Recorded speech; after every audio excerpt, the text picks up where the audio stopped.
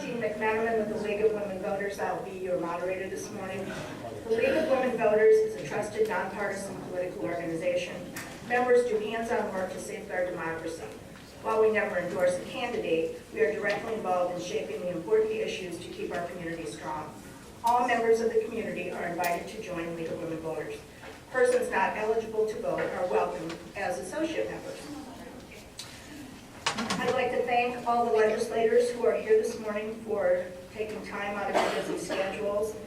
And I'd also like to thank Deb Roberts from Mercy for helping with the arrangements here today. Please note the cameras around the room. This forum is being taped on behalf of MediaCom and IMON by Pro Video and will be rebroadcast on IMON Channel 6 and MediaCom Channel 18.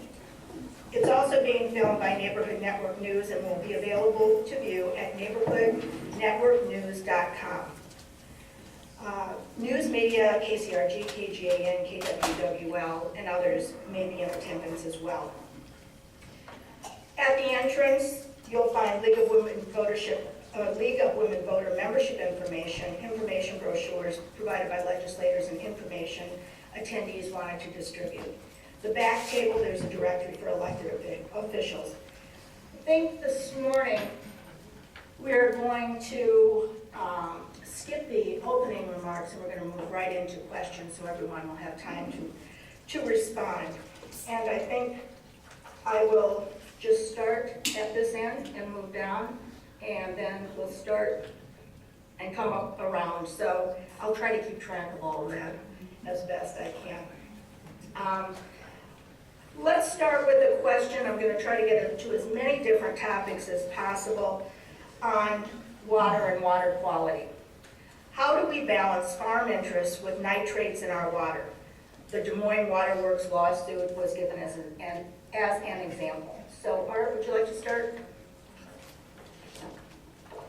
I think we've had a good beginning on water quality, on the voluntary action that we've got. And we don't have enough funding, of course, from the state to match what farmers want to do in reference to mitigating the nutrients that get into our waterways.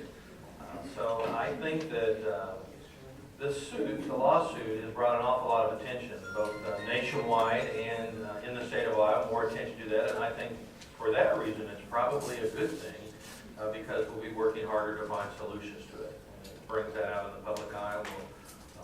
We'll also have scrutiny by the courts and others, I'm sure, on the arguments for and against the actions that are being taken to do it. So I hope that there's a lot of good that comes out of that. Sorry that it had to go to the courts. But the legislature has not devoted enough funding to it, and I don't think we have a strong enough policy, quite frankly, to make it happen. So we've got to find better ways to monitor what is happening, where it's come from, and find ways to remediate that and stop it and turn things around. So I hope that answers that person's question. Thank you. Go ahead that way, and then I'll come around and get Todd. Okay. I'm very supportive of the nutrient reduction strategy. I think that's a step in the right direction. I'm a little bit concerned that we don't have any real metrics to determine how well that is working and to share some of the best practices. So I've been working with some to see if we could develop a pilot program to have metrics so that we can see if the nutrient reduction strategy is actually doing what it's supposed to do. And then finally, you've got to fund water quality, and as we're working on the budget, that's something we're looking at, whether or not we need to shift more money to water quality. I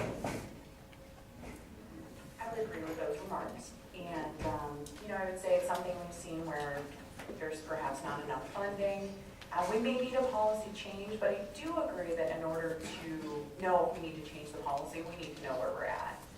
And so I'd certainly be supportive of finding out where we're at and seeing what we can do to move forward to where we can be.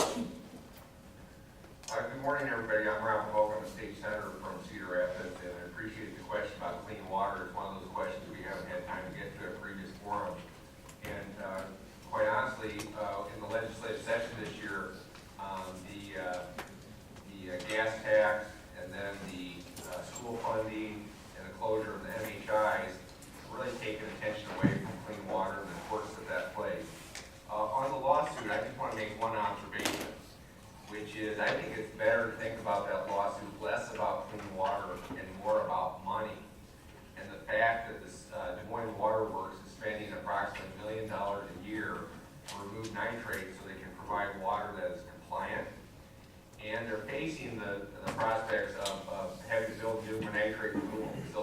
cost in excess of $100 million. And so they have a real financial problem that they're trying to deal with, and are in a different position than the city of Cedar Rapids. As a state, we've got 480 impaired waterways. The governor has proposed spending only about $4.4 million general fund money for clean water for the voluntary nutrient reduction strategy. $4.4 million might sound like a lot unless you think about the fact that we have 24 million acres of farmland, so that's less than 20 cents per acre. The good news is we can do a lot of good things, but if you think we're going to do it on the cheap, that's not going to happen. That's, for example, why I support the Natural Resources Outdoor Recreation Trust Fund, because that would put the significant resources into it that we need. Thank you. I'm Senator Liz Mathis, and kind of threading through with what Senator Hogan said. My dad was on a county conservation board back in 1973, and he began no-till farming, which is, as we know now, no-till is much more progressive. But then he was ostracized for doing it. It was our front 40 acres, and people would drive down the road and look and see what Jimmy Rubin was doing, and it was a mess. Our field was a mess. It was full of weeds and all kinds of things, but it didn't deter him. He said, this is the way of farming. No fall plowing, chisel plowing minimally in the spring, and and planting a lot differently and rotating your crops. And so just from that experience and seeing what hearing my parents' conversations over that, and how embarrassed my mother was when people were commenting about all the weeds in my dad's front field, and they were arguing back and forth a lot about it. But then as he started to get better yields, and as the weeds were lessened, more of the farmers started to take notice. And right now, that's part of the issue is, will it be voluntary support for some of our programs, or will we have to mandate because of our drinking water and because of the effects of the runoff? So I think, all of these statements that have been made, and I agree with most of them, that, definitely nutrient reduction strategy is foremost, in our conversations, but we also have to change attitudes. Farmers need to change their attitudes in farming, and many of them have. Hi, Todd Taylor, State Representative, and apologize for being late, but I do appreciate you being here. As I'm picking up kind of the question, one I could say I don't know much about the lawsuit. Been working on some other things, emergency communications and E911, et cetera, most recently. Obviously, clean water should be important to all of us. In the first time in my 20 years in the legislature, I have a rural township now, and so I do represent kind of I used to be all urban, and I have talked with some farmers, and I've noticed too that obviously farmers, they care, and they have a huge impact on this nutrient reduction for their operations. But one thing that they helped me in my conversations learn is that we as in-town homeowners also have to be careful. Do we all have to have all these chemicals on our lawns to make the most greenest, luscious lawn out there?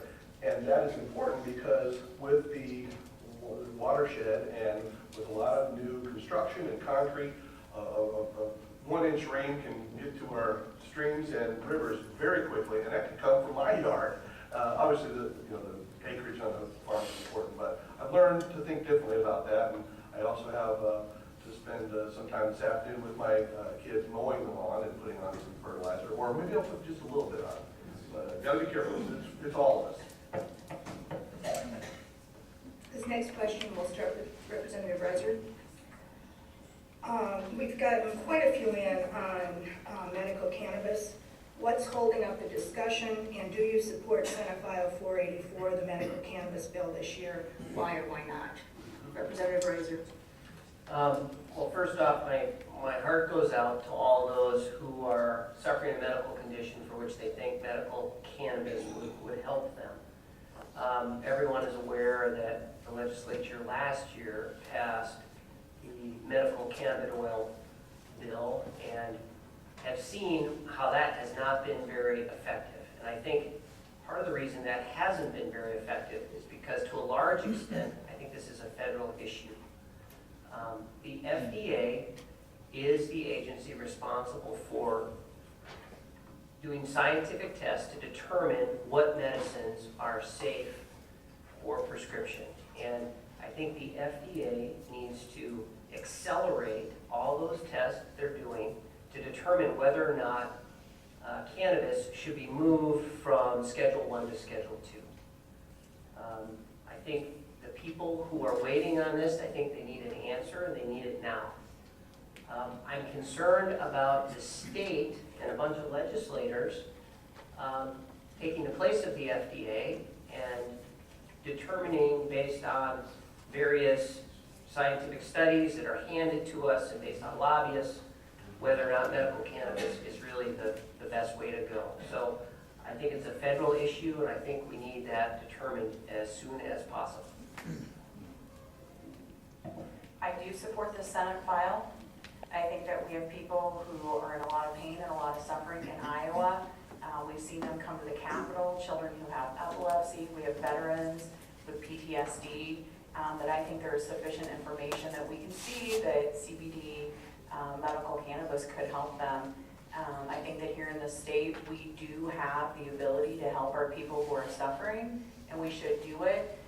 What is holding it up is that the bill is not being allowed to come to the floor by our Speaker of the House and our Majority Leader. And I think they need to allow it to come to the floor so that we can vote on it. I supported the legislation in the Senate, both in the Ways and Means Committee and on the floor. I was a little reluctant. I really wanted legislation that fixed the problems for last year. I simply can't look at parents who have children who have intractable epilepsy and tell them they shouldn't have the opportunity to try to do that. The bill is much broader, broader than that, significantly broader than that. But at the end of the day, I decided to support it because there's an extensive list of safeguards in place to make sure it doesn't become what I would oppose, which is a stalking horse for the legalization of recreational marijuana use.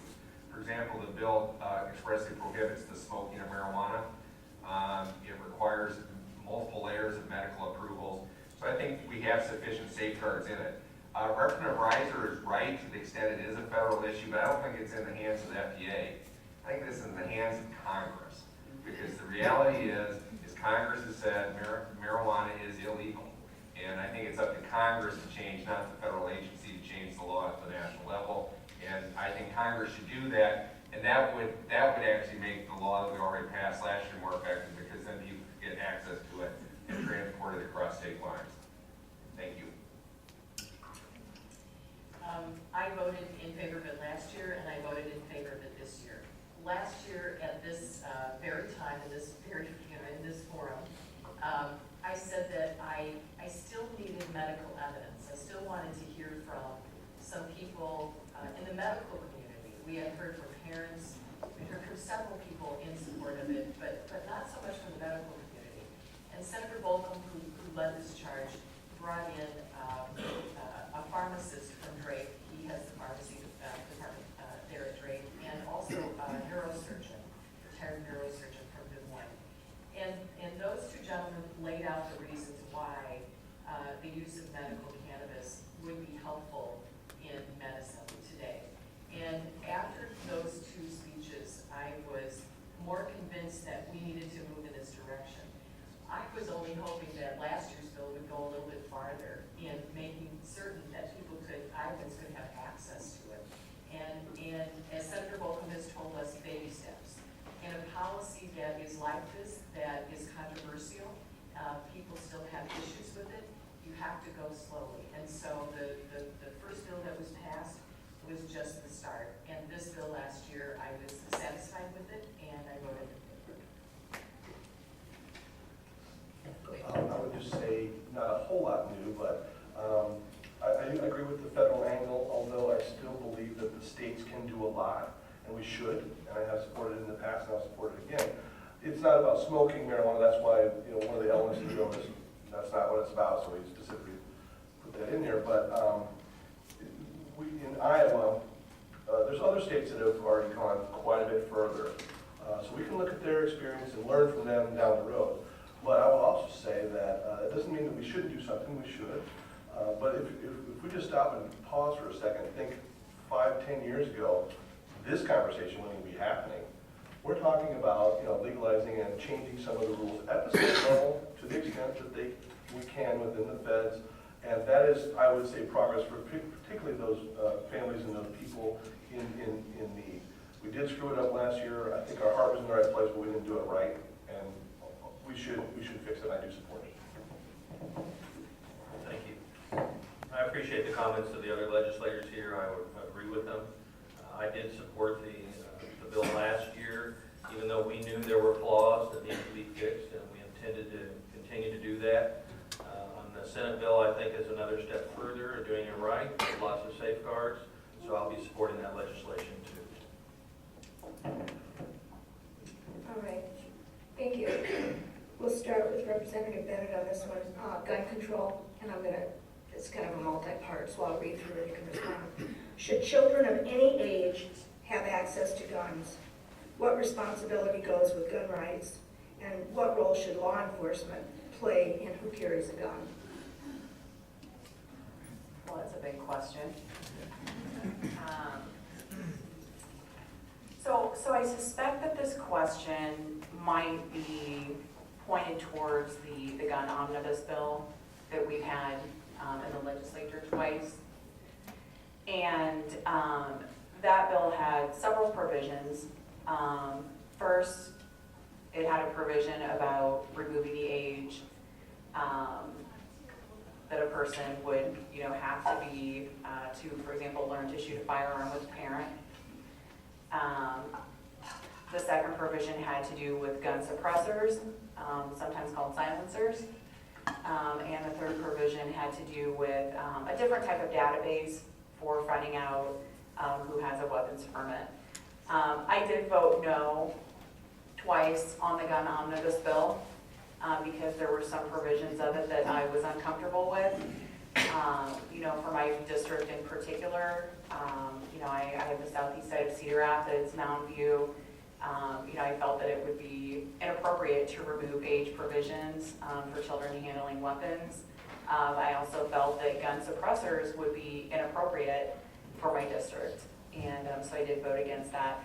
Now, maybe there was another part of the bill dealing with people's privacy and gun ownership that I could have, maybe taken a look at and supported. Unfortunately, all of those things were coupled together, making it an inappropriate bill for my district, so I voted no on that. Well, I appreciate the questions. Here's the situation. In the United States, we have over 21,000 Americans kill themselves with firearms every year. That's suicides. We have over 11,000 homicides with firearms every year. A lot of those, large number of those are domestic abuse incidents. And so I think we do have a serious problem with gun violence in this country that needs to be addressed. By the way, if you were to take those numbers into Iowa, Iowa is roughly 1/100th of the country. And on the suicide numbers, we have a suicide rate that's above the national average, and we have a homicide rate that is below the national average. So that would be somewhere around 220 Iowans committing suicide with guns and 80 or 90 homicides with guns every year. So I do think we have a problem with it. I will tell you, the public is engaged more so on this issue than it has been engaged in the 13 years I've been there. There is a small special interest that feels very strongly about their gun rights. And I tell you, I think I've heard from every one of them about 3 times in the state over the last 2 or 3 years, because as the past chair of the Judiciary Committee, I got a lot of those comments. This year, I have been really overwhelmed by the number of people who called and said, don't do this legislation, don't start training 6-year-olds on how to use handguns. And that outpouring has really made a difference in the debate in the legislature this year. I've received several emails in favor of moving this bill. And the bill has changed in different ways. So the House sent over a bill to the Senate that we changed and sent back. And the bill that we now have back in the Senate is Senate File 427, for some of you who want to look it up. It allows people to purchase and own suppressors. Current law allows for people to data mine information of who owns a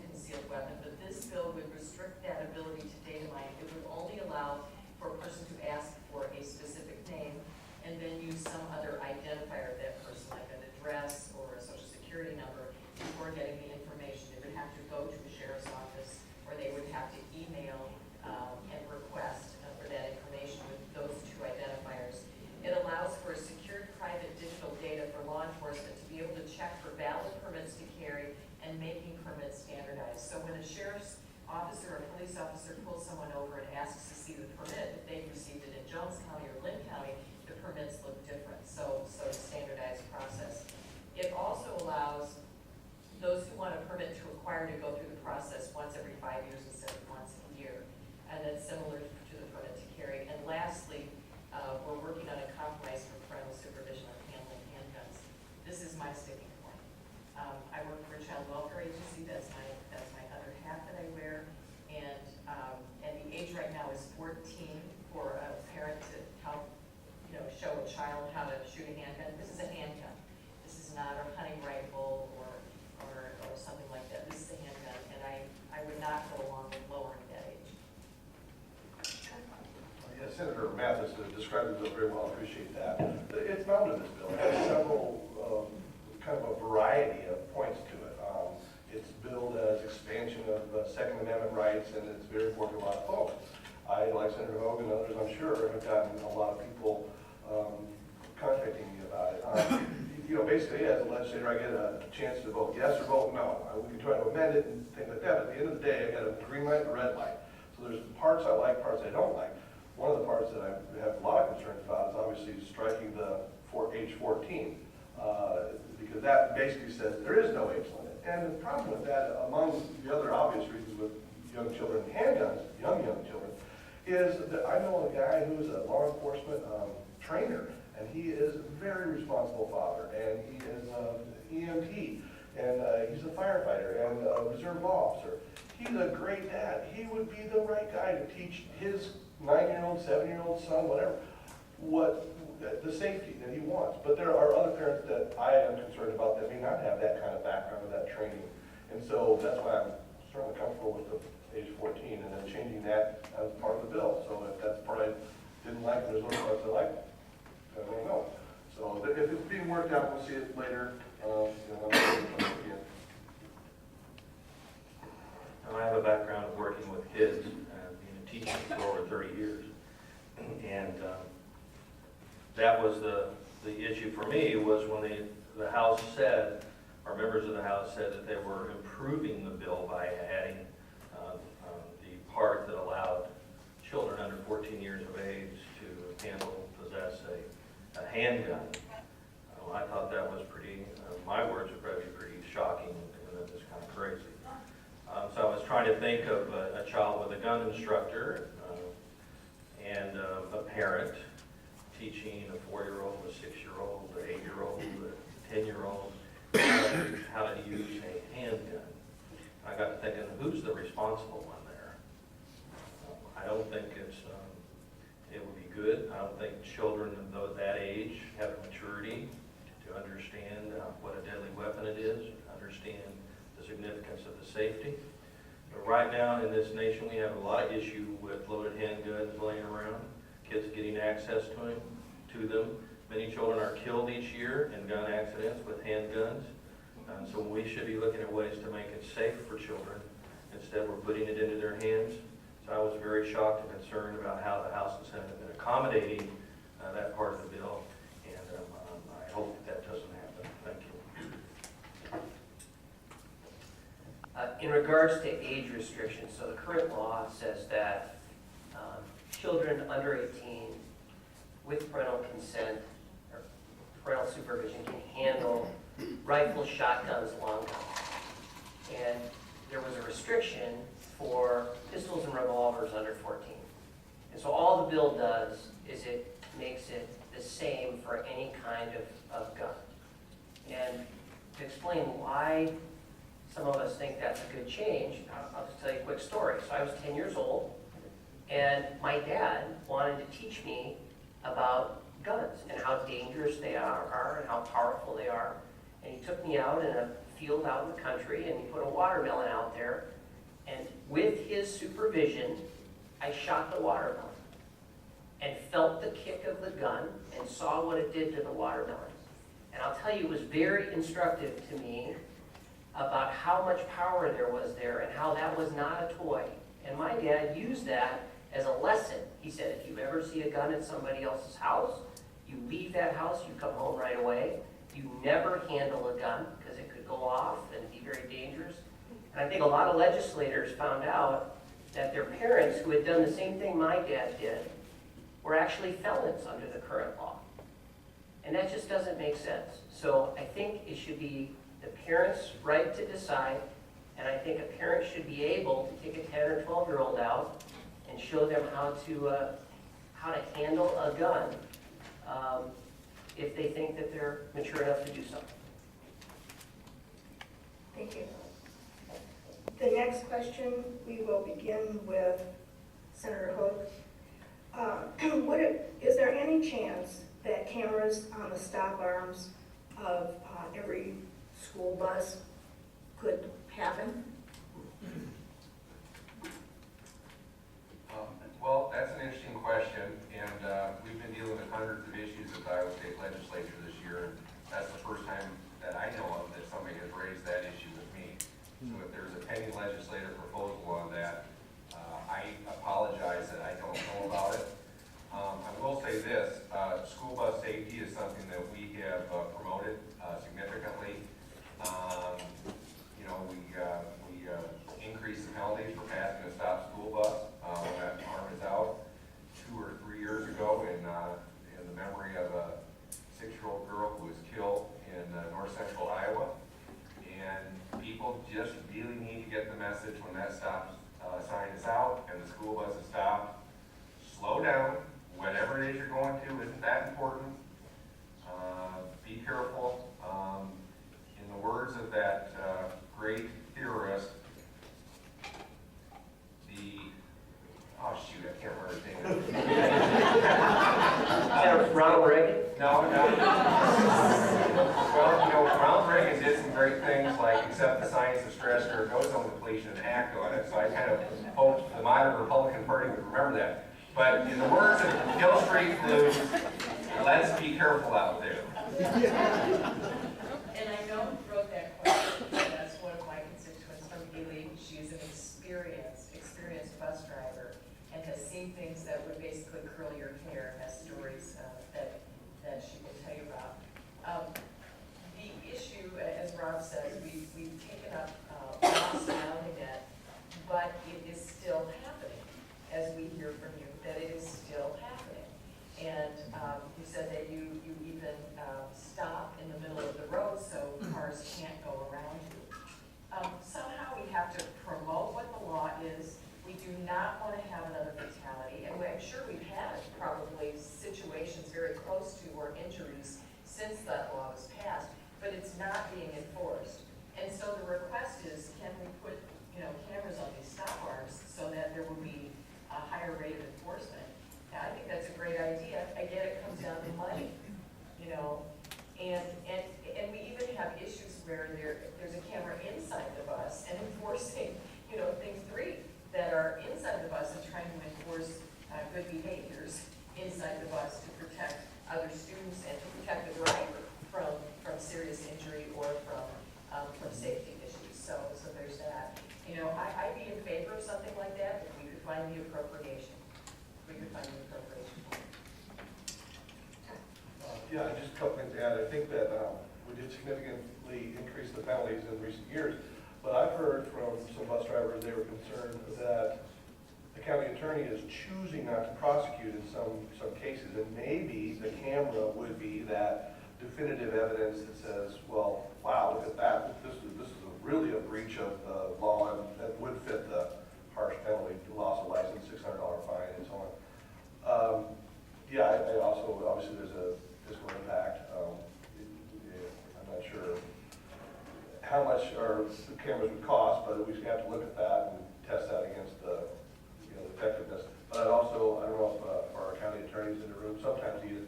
I hope that's not happening in Linn County as much as it's been in other areas, but that's what they're there for. That's what those rules are there for. Yeah, thank you for the idea. I think it's an excellent idea. It could be that it just activates the camera when the arm goes out, something simpler, not as costly, where you already have a camera that might be redirected to pick up that information. So I would even be happy to sponsor that next year. Thank you.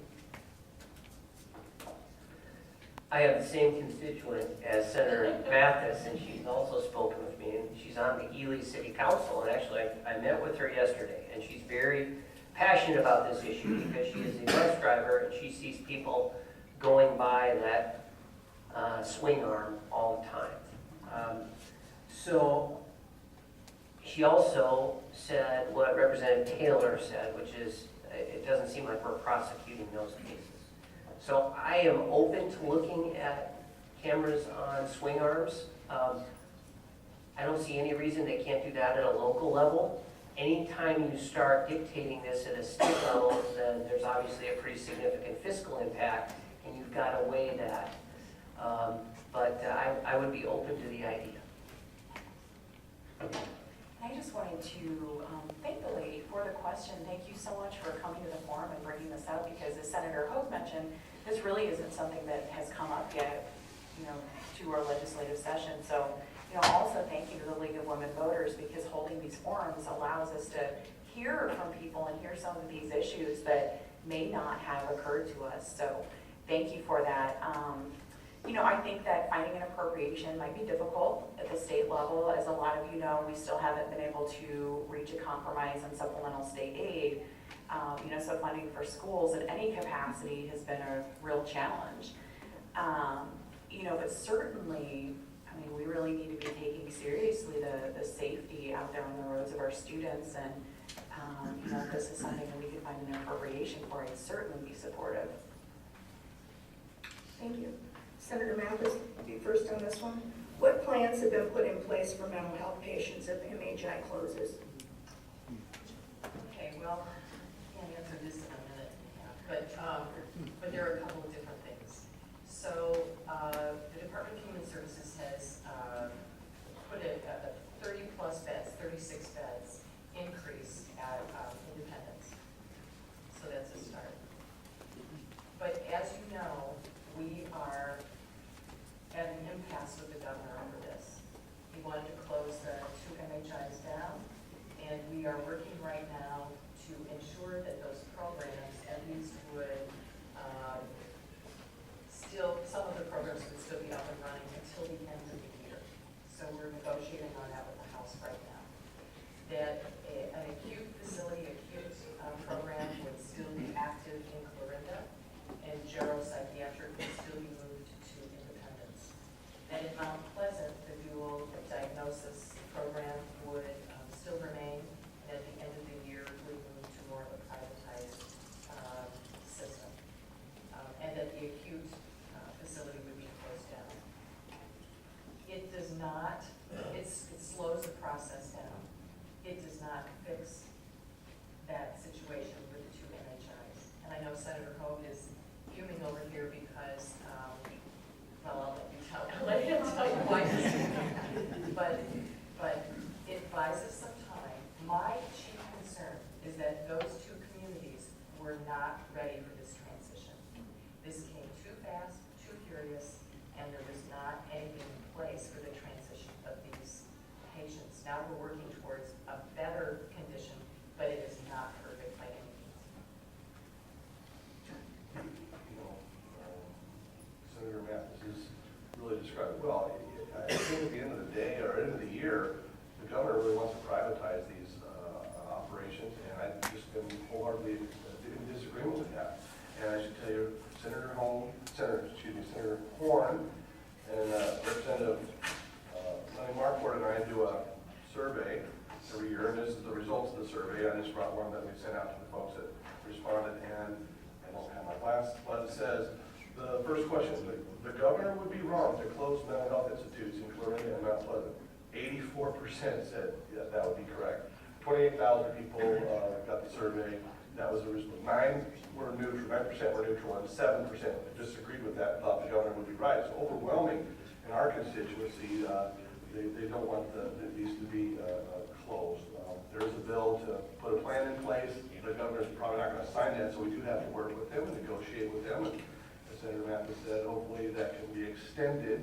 But I think the governor at the end of the day or end of the year is going to get his way and just privatize it. And I think that's wrong-headed, and I feel basically stuck.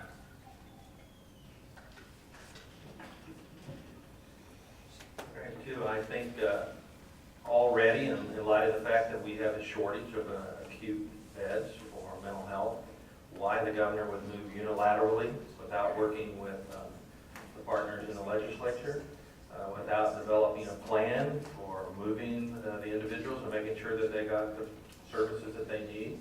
I think the governor acted rashly, and he's continuing to move that way, and I hope that the legislature, both House and Senate, can make sure that we get involved more with this, and we can pass a bill to slow him down and to make sure that the plan is in place so that people get the services that they need, and that we have the mental health beds that we need in this state. Thank you. There's a federal impetus towards getting away from institutions for mental health services and going to more community-based services.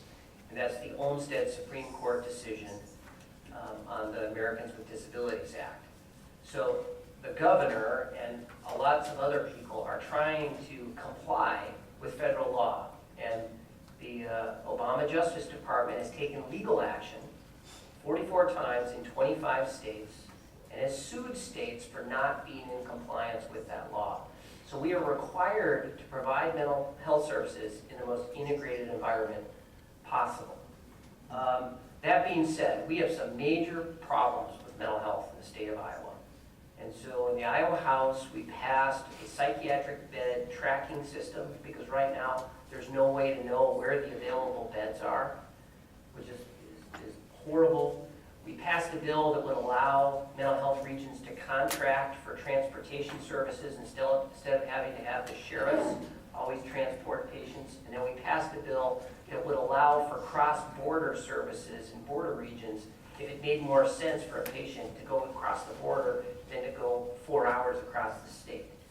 I ran the block grant bill for mental health services through the House, and we made sure that money went directly to community mental health centers instead of to another administrative level. And then finally, I ran the MHI bill through the Appropriations Committee, which would require the governor and Department of Human Services to submit a transition plan to the Mental Health and Disability Services Commission before they could close Clarinda or Mount Pleasant. We all, I think, at this forum want to see a transition plan. This is something that I'm honestly pretty appalled by. Certainly, we see evidence, and we also acknowledge that there's a decision by the Supreme Court with a mandate to move away from institutionalized settings. However, it doesn't say that the way of doing that needs to be the equivalent of yanking the rug out from some people who really need these supports. I cannot imagine in any other place in society where a rash decision would be made in this manner with no plan of what we're going to do. So it's really just been appalling. Now we have had some bright spots, some good things that we've done in the legislature. I always try to focus on the positives, but some mental health advocates have pointed out to me that, so for example, on the bed tracking system, this is something that we've been able to do. The technology has been out there for something like 20 years. So the question is why we haven't done it before, and some people are suggesting that, in an effort to distract from a rash decision, we're trying to throw people a couple bones. So I think that needs to be something that people are aware of. Of course, I really want to thank my colleagues in the Senate for the work that they are doing, to try to pick up the slack here and do something. And certainly I look forward to whatever you guys will send us, and I'm sure I'll support it. Well, if I was a Bugs Bunny cartoon character, there would be flames coming out of both my nostrils and my ears. First of all, the bed tracking system. Two things about that. We passed that last year in a budget bill, and Governor Branstad vetoed it. So, okay, we're doing it again. Great. It's not a problem of tracking beds.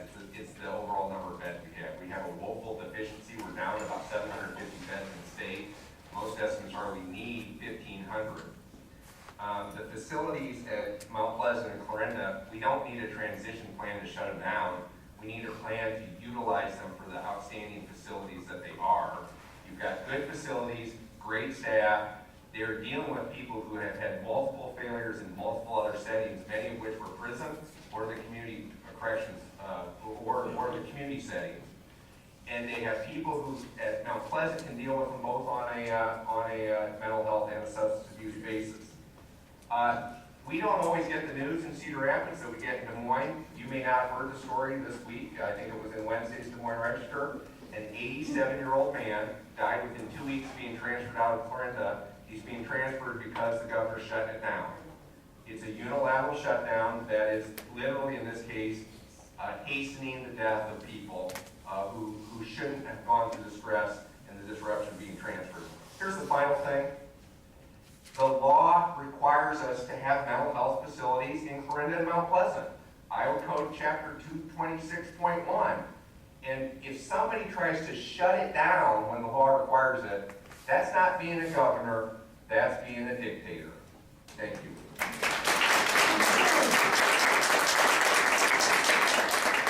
Representative Taylor, you'll go first on this one. Another obviously important issue that I have a stack of questions on, school funding. I've got a question and comment here. How can you have a deadline for school districts to submit budgets by a legal deadline when you as a legislative body don't have your money in order? And why are schools funded last? Well, the point of having that law where we pass the school funding within 30 days of seeing the governor's budget is so that we do school funding first. And we haven't done that for 14 months, and we always do it prospectively. So we're behind the prospective funding. That's stating the obvious. 30 or 40 years we've done it that way, and it's worked out just fine. And we've had balanced budgets in Iowa the whole time that I'm referring to.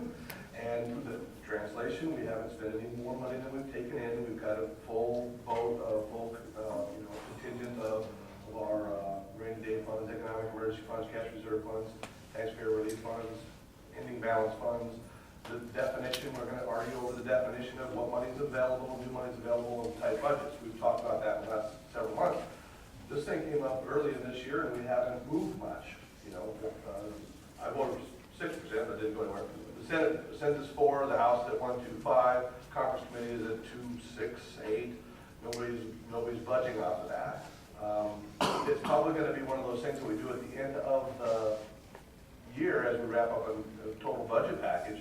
It should be done first. I think part of the question included, why is it this way? Probably there's no teeth in the law. What if you violate that? There's no penalty that happens. There is kind of a penalty if we don't get a budget by the end of the fiscal year, June 30th, because there's no funding for ongoing needs in the state. But there needs to be more incentives, and we just need to operate right. Well, up until recently, education was the priority, until recently in the Republican-controlled House. It's been an understanding that a year in advance we'd set allowable growth, or now called supplemental state aid for schools. That would be within 30 days, the governor giving his budget. And the reason for that is because it is a priority. We know that our economic development flows from the education in our state. We know that our civic involvement flows from the education in our state. The income levels, the skill levels, and whether companies come here looking for workers that are educated and have ideas and are creative, flows from our education. Our children here in this state are the future of this state. So we've always invested that, we made that as a priority, and we've got things backwards now.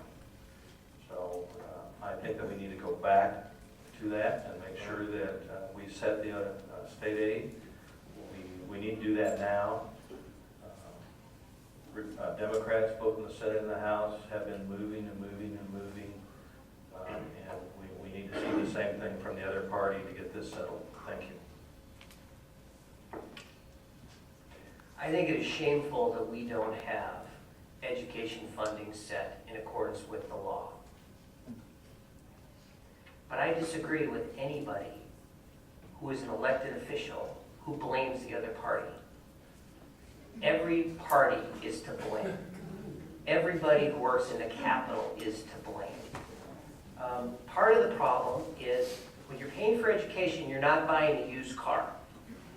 So this idea that you're going to come out with some wild initial proposal and then negotiate, it's not realistic. You can't do it in 30 days. It's unrealistic. So what the House Republicans did is we put a proposal on the table that we thought was the most that we could afford. And we made very clear, we're going to not spend more than we take in. We're not going to spend ongoing, one-time revenue for ongoing expenses.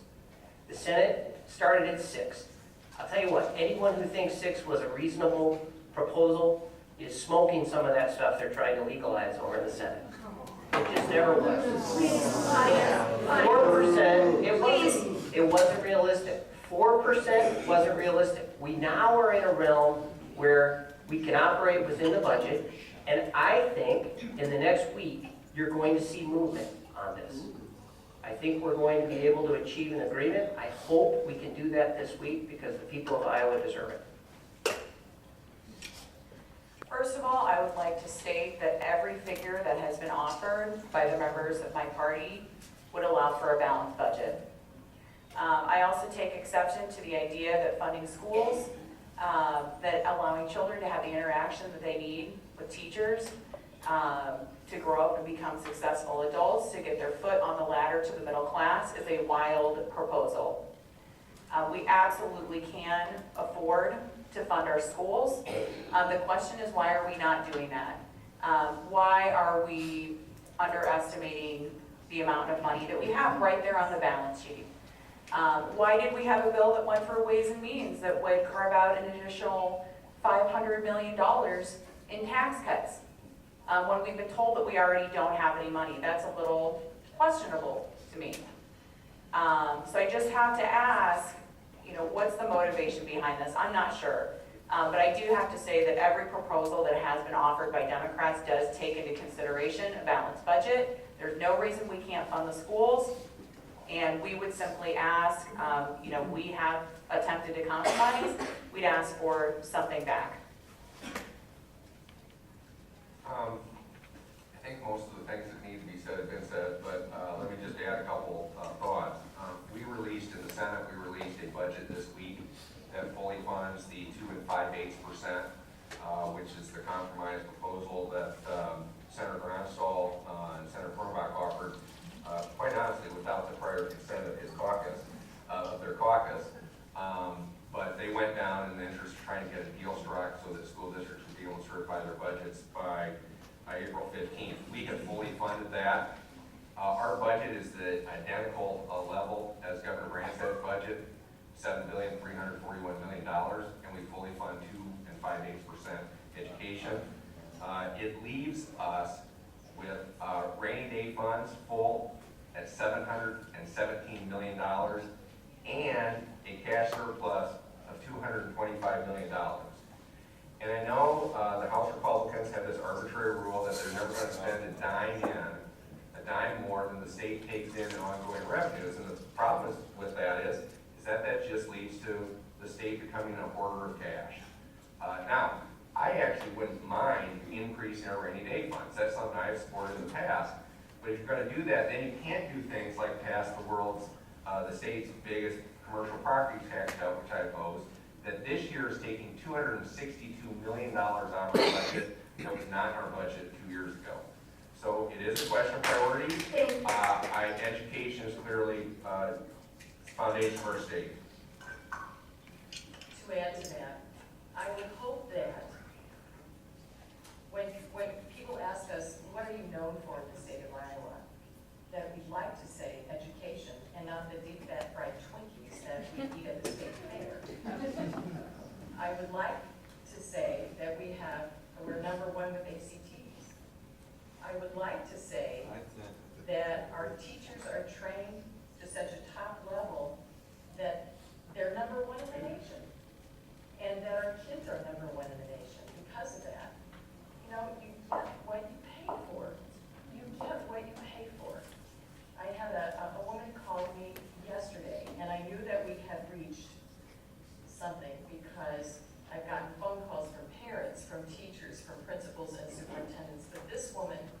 was retired. She has no kids in school. And they have a split party home. Her husband's a Republican, she's a Democrat. And she said that she was just appalled and that her husband was appalled. And the fact that we are not going to fund classrooms the way that we should. And when I start to hear that, I know that we have grave problems here in the state of Iowa. If we don't get going on this, and if we don't fund our classrooms the way they should be, we're gonna be lower than that number 34, or whatever the number is, that's way down in the staff. We wanna be number one, and we should be. Another question, a little more global, and Art can start on this one. When will state legislators start to discuss changing how schools are funded and move away from high dependence on property taxes? Art, yes. Well, I think that we have done that to some extent. We have the guarantee where the state picks up the money, the difference when we have the supplemental aid. But we've also been picking up all of it.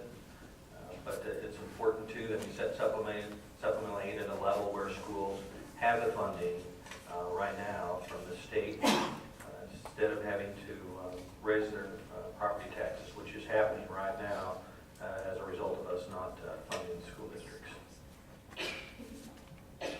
Under the current funding system, there's a universal levy that's applied across the whole state. That's $5.40 for every $1,000 of property tax value. And then the state comes in and provides supplemental state aid to take every district up to 87.5% of the amount that we pass for every child in the state of Iowa. So what that does is it helps those districts that maybe don't have the property values as high as other districts. So it's a way to equalize that money a little bit. And then above that, then the districts can do an additional levy. And I think everybody on this panel has been supportive of the state providing, there's an additional amount in there, again, to equalize and prevent districts from having to raise property taxes too much. I haven't heard anybody propose an alternative to that funding method, but I certainly would be open to it. Well, I think what we've seen this session is that that's certainly not going to happen as long as we have a governor who is proposing such a low amount of supplemental state aid that it will require many areas to raise their property taxes to fund their schools. But certainly other arrangements I would be open to. The question would suggest that property tax is the primary way that our state funds our schools, and that is actually not the case. The property tax portion of funding our schools, I was reviewing this stuff. My numbers may be a little off, but last night at the JV soccer game at the little breaks that they have, and I was reading the budget, I was reading the school aid stuff, and my recollection is we're about 2/3 state funded, 1/3 local funded. On school infrastructure, the state sales tax is supplanted in large part a lot of the property taxes, although there is legislation pending that would help prevent us from going back to property taxes. That has passed the Senate, it's pending in the House. So here's the bottom line though. We are on school funding, Senator Mathis alluded to it. We have slipped now, we're 35th in the country in school funding.